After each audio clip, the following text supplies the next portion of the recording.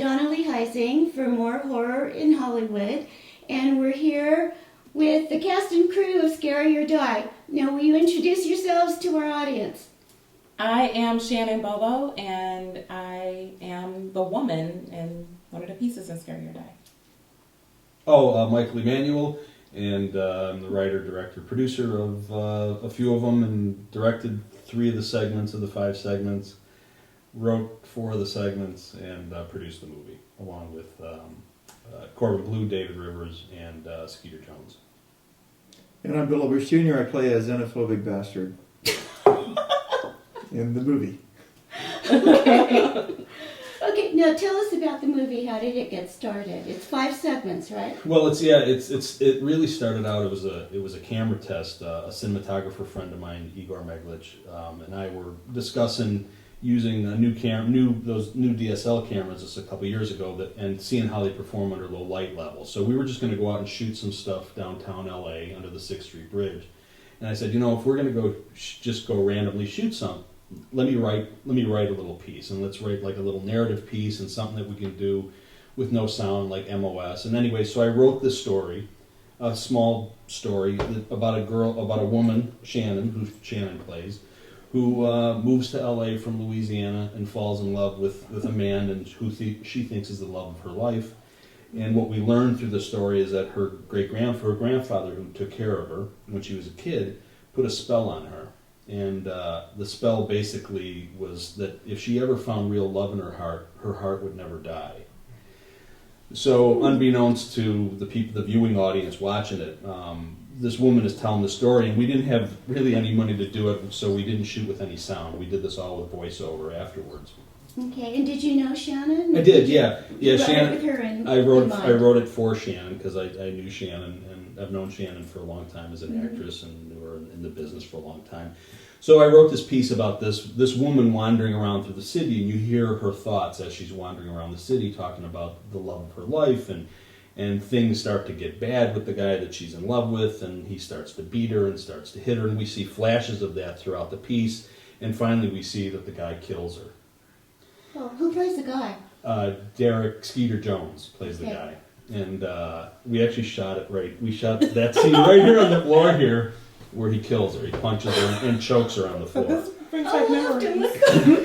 And so we shot a couple days downtown, and then we shot one night here for a couple hours, and we pieced this thing together. And I won't give away what the upshot of this is, but you think she's dead, but she's not dead because of the spell that her grandfather put on her. And it's basically the road to hell is paved with good intentions, and that, her grandfather was thinking that he was protecting her by putting the spell on her to keep her heart alive if she found true love.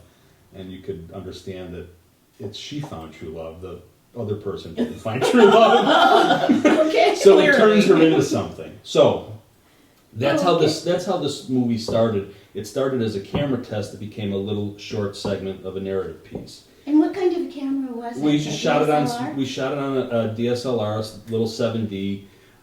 Igor got one of his friends who's a Steadicam operator, brought a Steadicam, and it literally was me and Shannon and Igor. And we went downtown for a couple hours, and and David Rivers was there, and then I wrote a little piece for David to play her grandfather, and David was one of the producers on the movie, so he's in it. And then I was like, well, we need a girl to play Shannon as a little girl. So David was like, well, my daughter kind of looks like Shannon. So we got David's daughter to play Shannon. So we just it was real freeform when it first started. And we had no intentions of making a movie. It was just a camera test.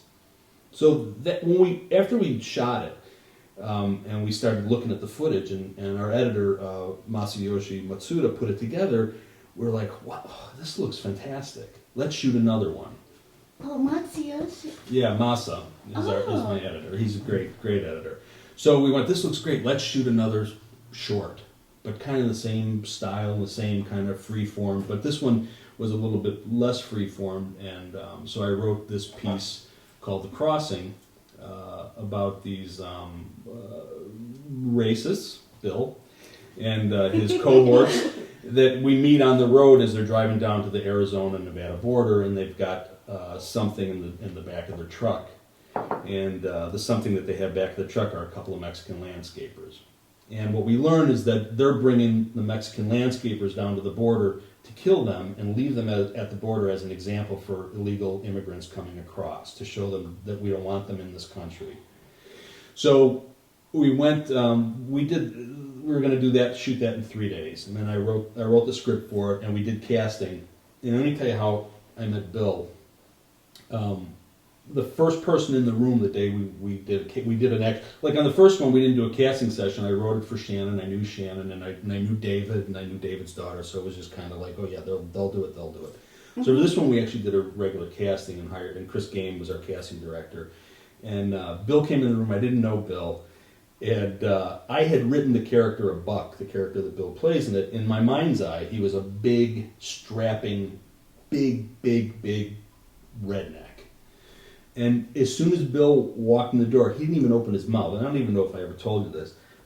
He didn't even open his mouth. He just walked into the room, and I was like, oh, shit, that's Buck. I think I was wearing a white beater. You were like the guy. As soon as you walked in the room, I was like, that's the guy. And I could have stopped casting right at that point. So anyway, Bill came in and hit his marks, and that's how I met Bill, and, glad I did. Mm-hmm. Well, you're a great actor. I thought, it'd be a stretch for you to play a redneck, but I guess from looks alone. Look at this face. What are you going to cast me as? Not really. I'm not a great actor. I'm capable of being a really bad actor, and Michael Emanuel helped me be a better actor on this one because I have this scene where I'm supposed to be really angry with these Mexican immigrants, and I was shouting and screaming my head off, and Mike took me to the side, and he said, that's not your strength, and it'll never be your strength on camera. The quieter you are, the more powerful. That's where your power lies. And I've never forgotten that, and I've used it in several movies since. Oh, thanks. Yeah. Thank you. No, I mean, it was just. I mean, He's good. He was really. And the movie's good. He was scary. He was really scary, and the quieter he got, the scarier he got. So you directed that segment. Yeah, but I mean, look, Bill, being really humble. He's really solid and knows his job and is really good at it and plays pretend and all the good things that you want an actor to do. Bill already does that stuff. The only thing I did was I tweaked him a little bit and just let him know that he could be comfortable in his own skin and that he didn't have to do much. And he put pig intestines on top of me as well. Later. Yeah. And that solidified it. Nothing helps a performance like pig intestines. Right, but it was fun though, and I mean, when Shannon and I did this, I mean, Shannon's a really good actress, and Shannon is like, she's like, what do you want to do next? It's like, what are we doing next? And there was a childlike innocence in everyone that worked in this movie, and that was really liberating. And it was great to be able to work with people like that weren't, were freaked out about where the camera was or what the light was doing, or what they were like, come on, what do you want to do? Let's do something else. And it was like a bunch of kids putting this thing together, and that was the start of it. So I was lucky enough to have Shannon as the first person on camera the whole time, and then have Bill, and then the cast of people that were working with Bill were terrific as well, and everyone kind of had that same let's have a lot of fun and play pretend. So that's why the movie's fun. Yeah. It sounds like fun. It is fun. So, did you know you were going to do 5 segments in the No. beginning, or is it just you felt the movie? No, we just did one, and then we did 2, and we went, and then after we cut The Crossing, and that stars Hallie Hudson and Bill and Sean Colin Young. After we cut it, we were like, this is really good, right? And I was thinking to myself, well, you know what? I was always a big fan of Rod Serling's Night Gallery. And I'm that old, and it always terrified me. It was like one of those movies, TV shows that I watched as a kid that like stuck with me, and it terrified me. And I was thinking in my head, and luckily I had the support of David Rivers and Skeeter Jones as producers and executive producers on this. Mm-hmm. I was like, let's do a television pilot. Let's just shoot it as a spec pilot and see if we can sell a horror anthology show. Oh. So we shot 2, and then I was like, and Igor Meglich, who's a phenomenal cinematographer. I mean, he's one of the top 2 or 3 second unit DPs in the world. Mm-hmm. I've known he's been a friend of mine for years, and I've known him for a long time, and I've always encouraged him to direct. I thought that he could be a really fine director. So I wrote the 3rd piece. I wrote it for him. Before we do that, let's get into your background. Oh. I mean, you've been a producer for a long time. Yeah. Okay, how did you get started in the business? I started, I was a working actor for 20 years, mm-hmm. just kind of clock in, tell the jokes, clock out. I mean, I worked and made a good living at it. And about 6 or 7 years ago, a television producer approached me with a script, and I was recurring on the show that nobody saw called Manhattan AZ that was on the USA Network about 7 years ago. And the show got canceled. He went, yeah, but I got this great script that I think you'd be great in. And I never knew anything about producing. I was just an actor. And you were in every commercial that was I worked there, a right? lot. Yeah, I worked Okay. a lot in commercials and in television, movies and stuff. But predominantly, my bread and butter was a lot of national commercials. So I read the script and I was like, I had no idea how to produce, but I wanted to make it. So, and it was called Lucky. And I told this producer who was a television producer who really didn't have he had zero experience producing movies because it's a completely different animal. Mm-hmm. I was like, let's just make this. And he's like, okay. So we kind of dove in, head first without really knowing what we were doing. Okay. And so then I raised a very small amount of money for it, and we brought on a friend of ours, Steve Cuden, to direct it, and I produced it, and I starred in it, and it kind of, so we didn't even know we were making a horror movie.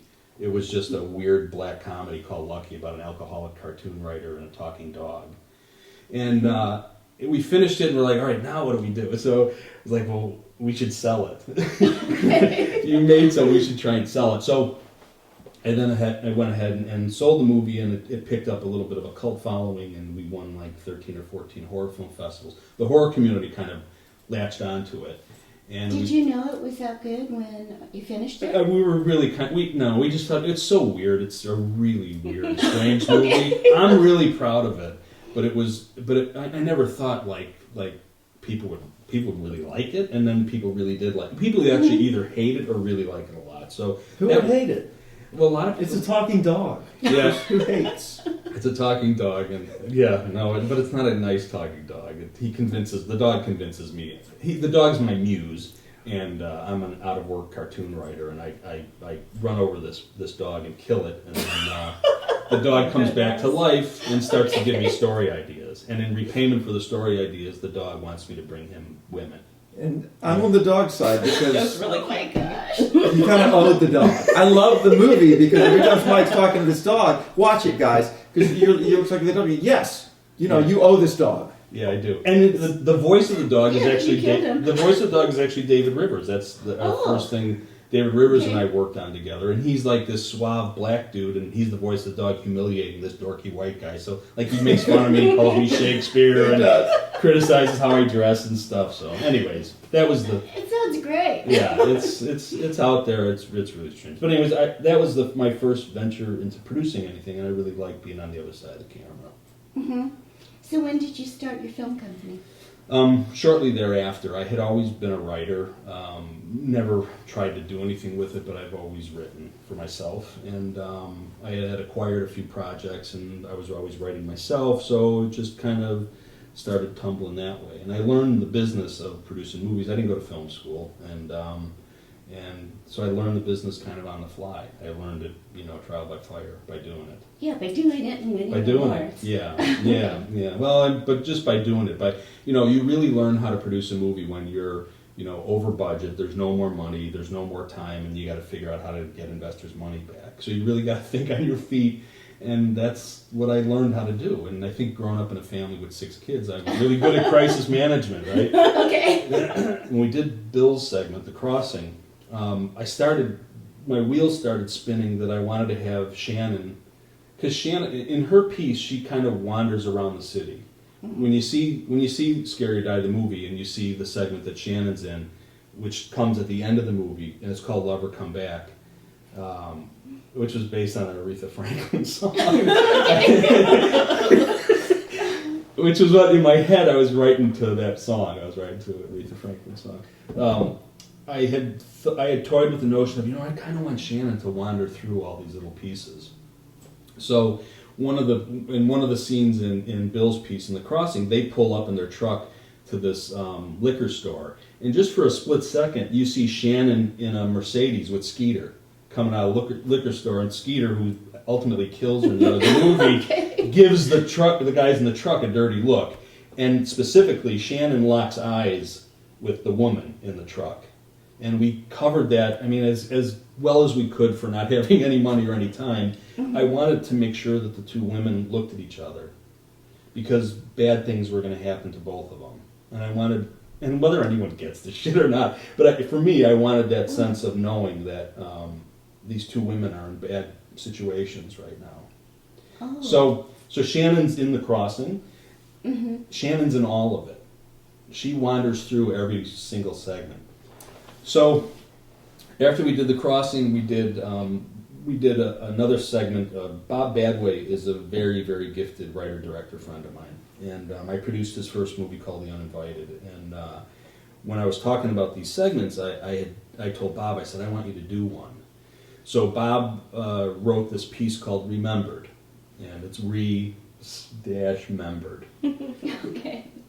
And he wrote it and directed it, and I produced it, and we got my friend James Lawrence Spencer to be the DP on it, excuse me. And it's a really twisted, quiet piece about a hitman who kills a guy for money. He's a hitman. And Chris Darga plays the hitman. And the guy doesn't die. You learn that the guy is some kind of a necromancer. He has some kind of a spell upon him that doesn't allow him to die. But Darga cuts him up in pieces in a bathtub in a horrible motel in Silmar. So we had Shannon, Shannon's like, what are we doing next? So I go, okay, all right, so here's what you're doing in this one. So this horrible hotel at the beginning of the piece, you see Shannon kind of walk. Why don't you tell, so I'm... Yeah, I just kind of wandered, more like stumbling around. Well, how did you meet Mike? Oh, I've known Mike for a very long time. I met him when I was an assistant at a commercial agency. A talent agency. So I met him that way. And when I first met you, we locked eyes and we knew. And you knew I would put you in broken high heels and a skin-tight purple dress. The funniest part is that when I read the thing, I was just like, he's like, when I was writing this, I thought of you. I was like, getting killed and getting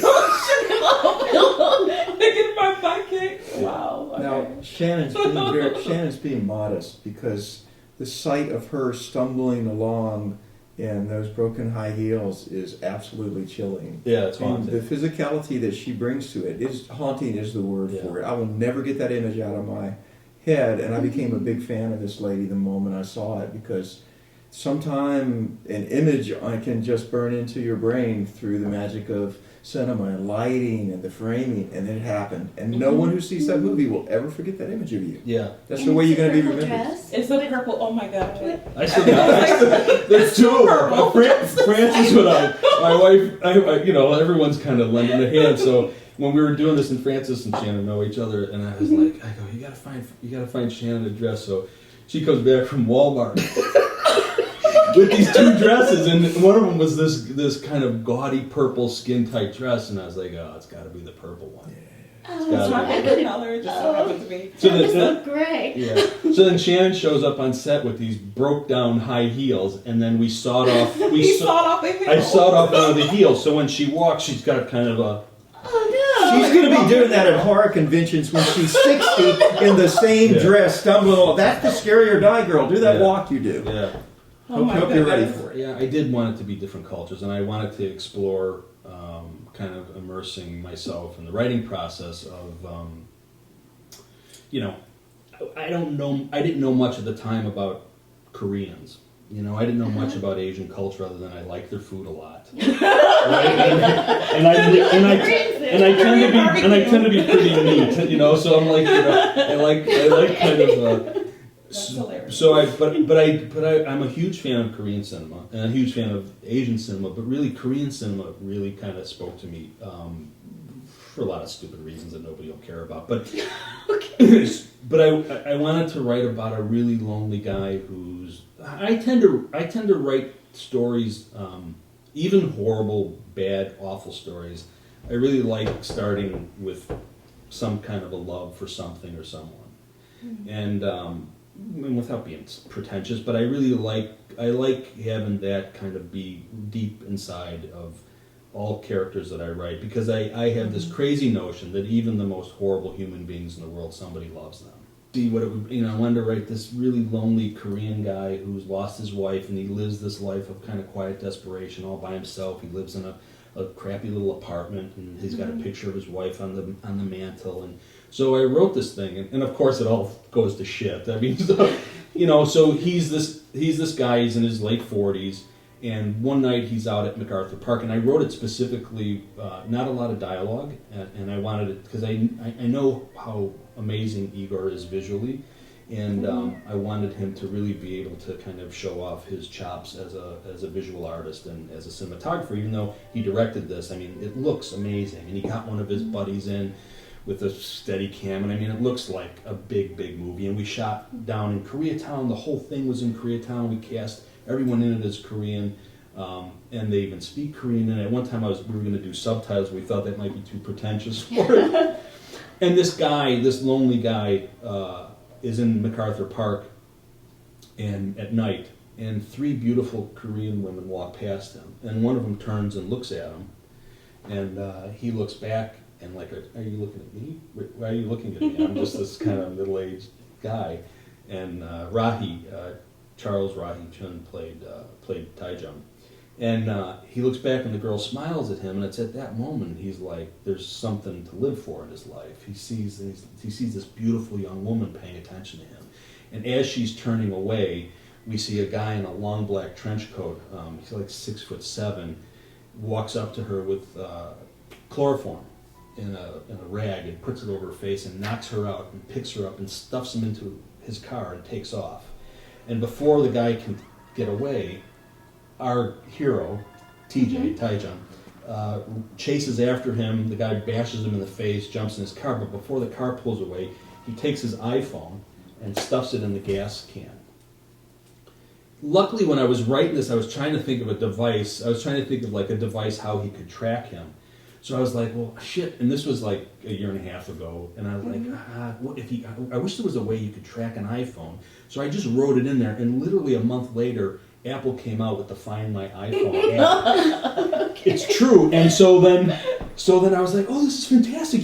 So then I wrote that he takes out his laptop and he types in Find My iPhone. So we actually used the app in the piece. But I wrote it, I didn't know that it existed when I wrote it, and luckily it did exist shortly thereafter. So he tracks the guy down and decides that this is his chance. He's going to go be a hero. So he finds this guy that abducted this girl. He's about to kill her, and he bashes him in the head, and he falls into the LA River. And then he takes her back to her place, and the sun's coming up, and she's got to get back into her house.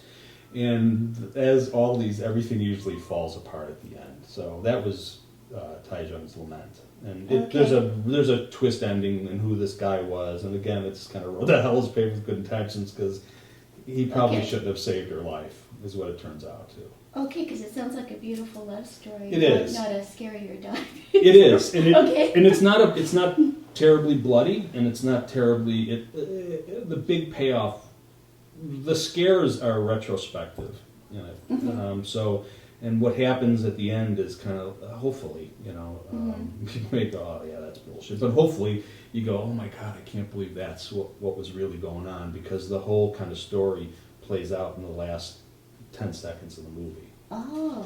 Okay. But, at least that's very much in the tradition of Night Gallery. Yeah. Or Tales from the Dark Side, of these great old anthology shows. It wasn't like scare.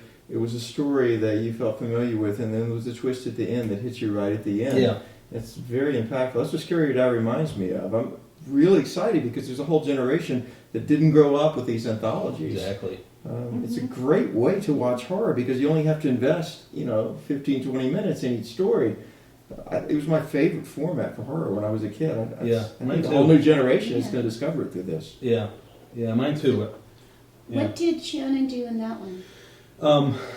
I'm trying to think of where we had you in TJ. Wandering It was in the over park? a bridge. Oh yeah. Or So really cool there's bridge. it's under the 2nd Street Tunnel. Oh, the 2nd Street Tunnel. So the That's guy, right. TJ Taejung is running through. He's trying to track.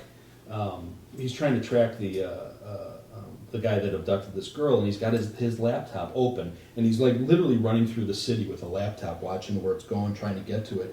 And as he's walking through the 2nd Street tunnel, Shannon's coming the other way on the other side of the street, and it's at night. It's a really cool shot, and he's walking like this, and then you see him, he kind of goes, he looks at her like that, and then just keeps walking forward. It's just a little piece, but yeah, so that's where she showed up in that one.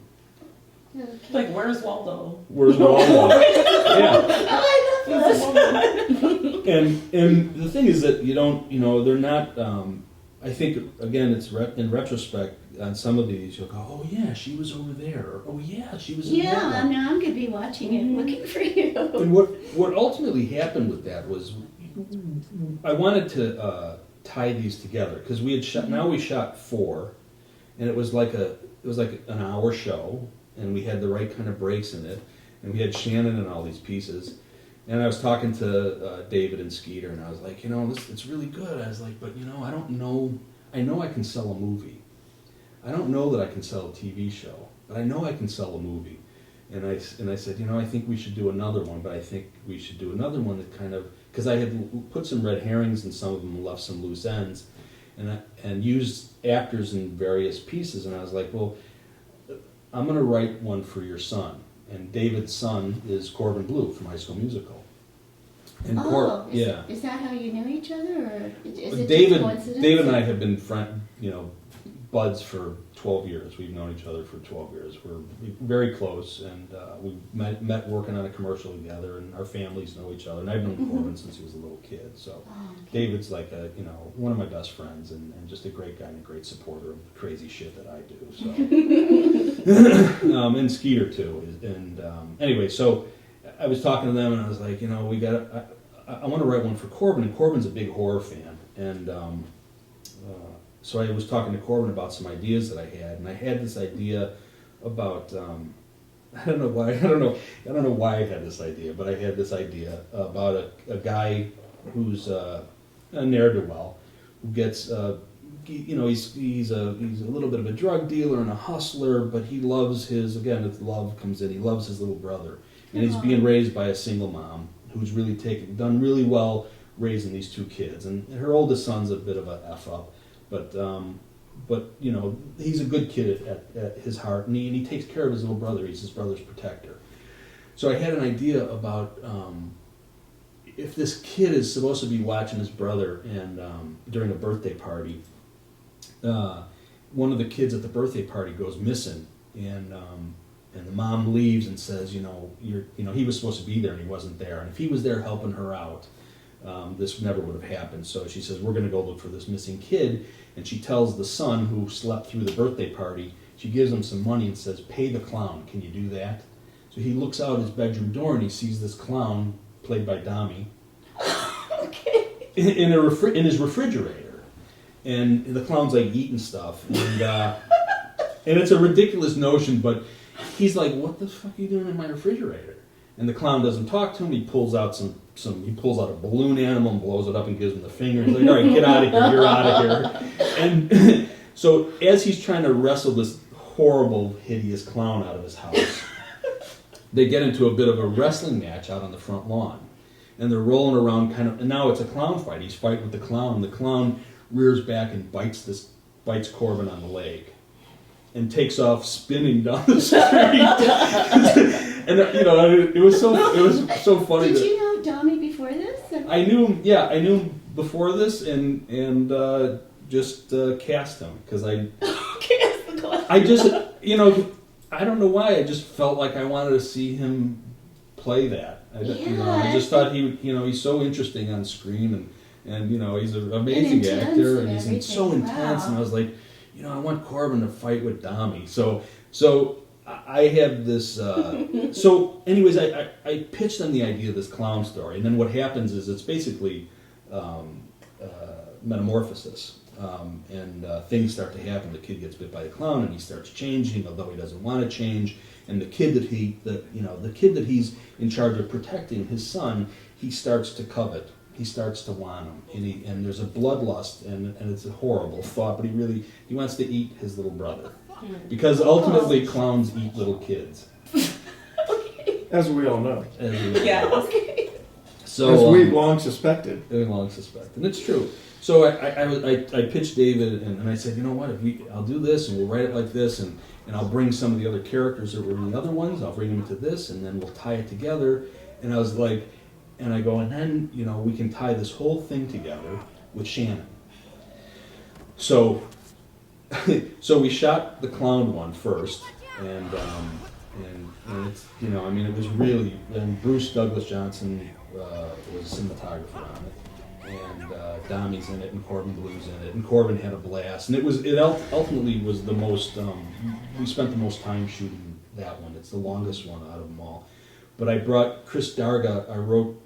Chris Darga's kind of my alter image. He's an actor that's in it. He's in Remembered. And we don't really know what he is in Remembered, except we know that he's a hitman. But I brought him back in Clowned to play a detective looking for this kid. And I also brought Skeeter back, who kills her and Lover Come Back. I brought him in, and of course these are all like crazy ideas. But like I would call David up and I go, "Hey, I got an idea. What if we?" I'm like, "What if Darga plays a detective and Skeeter's his partner, and they're the ones looking for the kid?" And David's like, "Oh, that's fantastic!" And I call Skeeter up, "Yeah, I'll do that." So we kind of, I kind of was weaving different characters into this last one to kind of tie it all together. I couldn't bring Bill back but I did bring, but I did bring the two Mexicans that Bill kills.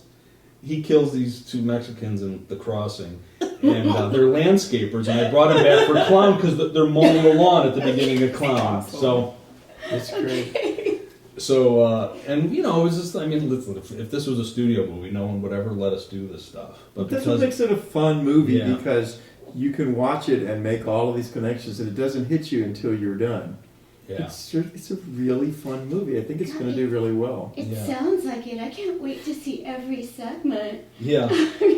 Yeah, and then we finished it, and Clown turned out great, and everyone was happy with it. And it's weird and messed up, and Domi's fantastic, and Corbin's like amazing in this makeup that Bill Fesh created for him. But we still didn't have, we had disjointed pieces. There was like some characters that come in and out of it, but we're like, okay, I got to figure out a way to kind of glue it all together. And we came back to Shannon again. And so we shot this, we have all Shannon wandering around, and we have her piece, and she's in every other piece. But we used Joaquin Montalvan, who's a friend of mine and Bob Badway. He's a very good friend of Bob Badway. Did some second unit stuff for us. He's a really gifted filmmaker in his own right. He's got this really old Craftsman house in Pasadena. So I was like, let's do this thing where we kind of establish your house, and we'll just kind of establish moving in your house. Let's create like a title sequence, and then we'll get Shannon at a desk. We don't see who she is or anything, but we see her. We see some person typing, and this person's typing, and she goes onto a website, and the website she goes onto is scareyourdie.com, and that's a website that we started. Mm-hmm. And she scrolls around, and we don't know it's her yet, but she's scrolling around on the screen, and she clicks on a short, and the first short she clicks on is The Crossing. And then after The Crossing ends, we still don't see her. We come back and we shot this stuff with her hand scrolling around on the mouse, but now her hand's a little bit older and weathered. So we used Shannon's character to be the interspatial kind of connective tissue that holds the piece together, and basically at the end of the movie, and right after Lover Come Back, which is Shannon's piece, which closes out the show. Okay. We go back into this room with this person who we haven't seen yet. Now her hand is like rotted away, and it's skin and bone. It's just bones and rotting flesh.